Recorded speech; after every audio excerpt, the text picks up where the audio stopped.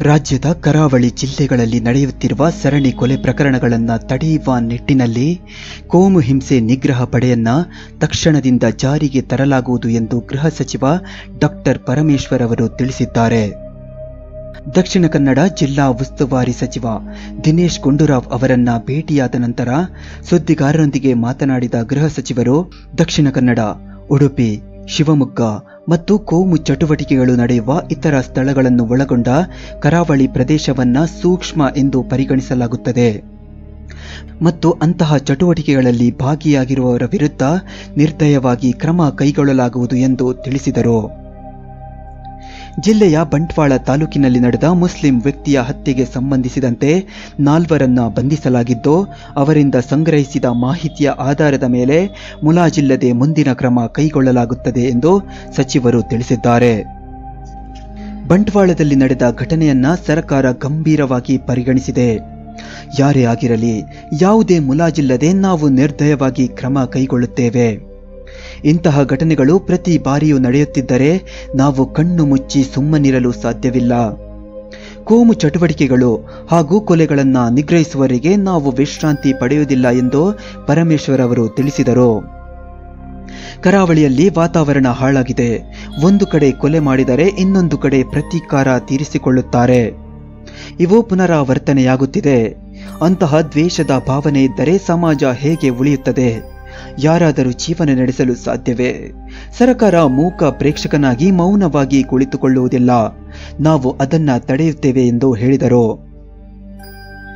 ಇನ್ನು ನಕ್ಸಲ್ ನಿಗ್ರಹ ಪಡೆಯನ್ನ ವಿಸರ್ಜಿಸಲು ಸರ್ಕಾರ ನಿರ್ಧರಿಸಿದೆ. ಈ ಪಡೆಯ ಅರ್ಧದಷ್ಟು ಭಾಗವನ್ನ ಕೋಮು ವಿರೋಧಿ ಪಡೆಯಾಗಿ ಪರಿವರ್ತಿಸಲಾಗಿದೆ.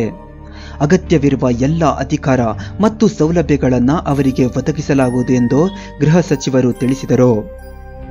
ಶಿವಮೊಗ್ಗ, ಉಡುಪಿ ಮತ್ತು ದಕ್ಷಿಣ ಕನ್ನಡ ಜಿಲ್ಲೆಗಳಲ್ಲಿ ಹೆಚ್ಚಿನ ಗಮನ ಹರಿಸಿ ಈ ಪಡೆ ಕಾರ್ಯಾರಂಭ ಮಾಡಲಿದೆ. ಈ ಪಡೆ ಹೇಗೆ ರಚಿಸಲಾಗುವುದು, ಯಾರು ನೇತೃತ್ವ ವಹಿಸುತ್ತಾರೆ, ಅವರಿಗೆ ಯಾವ ಅಧಿಕಾರ ನೀಡಬೇಕು ಇತ್ಯಾದಿ ವಿಷಯಗಳ ಮೇಲೆ ನಿರ್ಧಾರ ತೆಗೆದುಕೊಳ್ಳಲು ಸಮಯ ಹಿಡಿಯಿತು. ನಾವು ಅಂತಿಮವಾಗಿ ಆದೇಶ ಹೊರಡಿಸುತ್ತಿದ್ದೇವೆ ಎಂದು ಪರಮೇಶ್ವರ್ ಅವರು ತಿಳಿಸಿದರು. ಇನ್ನು ದಕ್ಷಿಣ ಕನ್ನಡ ಹಾಗೂ ಇತರ ಭಾಗಗಳಲ್ಲಿ ನಡೆಯುವ ಕೋಮು ಗಲಭೆಯನ್ನು ನಿಯಂತ್ರಿಸಲು ಯಾರು ಎಷ್ಟೇ ದೊಡ್ಡವರಾಗಿದ್ದರೂ ಮುಲಾಜಿಲ್ಲದೆ ಕಠಿಣ ಕ್ರಮ ಕೈಗೊಳ್ಳಲಾಗುವುದು ಎಂದು ಮುಖ್ಯಮಂತ್ರಿ ಸಿದ್ದರಾಮಯ್ಯ ತಿಳಿಸಿದ್ದಾರೆ.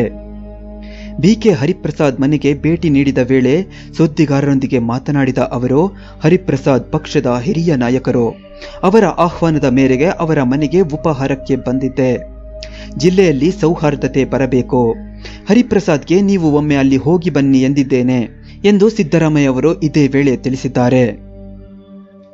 ಇನ್ನು ಜಿಲ್ಲೆಯಲ್ಲಿ ನಡೆಯುತ್ತಿರುವ ಸರಣಿ ಕೊಲೆಗಳನ್ನು ಖಂಡಿಸಿ ಸರ್ಕಾರದ ವಿರುದ್ಧ ಪ್ರತಿಭಟನೆಯ ಸಂಕೇತವಾಗಿ ದಕ್ಷಿಣ ಕನ್ನಡ ಜಿಲ್ಲೆಯ ಕಾಂಗ್ರೆಸ್ ಪಕ್ಷದ ಮುಸ್ಲಿಂ ನಾಯಕರು ಗುರುವಾರ ಸಾಮೂಹಿಕ ರಾಜೀನಾಮೆ ನೀಡಿದ್ದಾರೆ.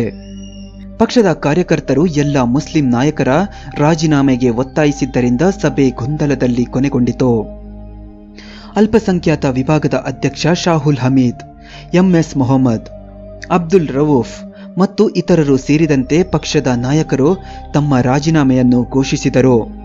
1 ವಾರದೊಳಗೆ ರಾಜೀನಾಮೆ ಪತ್ರಗಳನ್ನು ಕೆಪಿಸಿಸಿಗೆ ಸಲ್ಲಿಸಲಾಗುವುದು ಎಂದು ಹಮೀದ್ ತಿಳಿಸಿದರು. ಸ್ನೇಹಿತರೆ, ಇದಿಷ್ಟು ಮಂಗಳೂರಿನ ಘಟನೆಗೆ ಸಂಬಂಧಪಟ್ಟ ಒಂದಿಷ್ಟು ಮಾಹಿತಿ. ಈ ವಿಡಿಯೋ ಇಷ್ಟವಾದಲ್ಲಿ ಲೈಕ್ ಮಾಡಿ.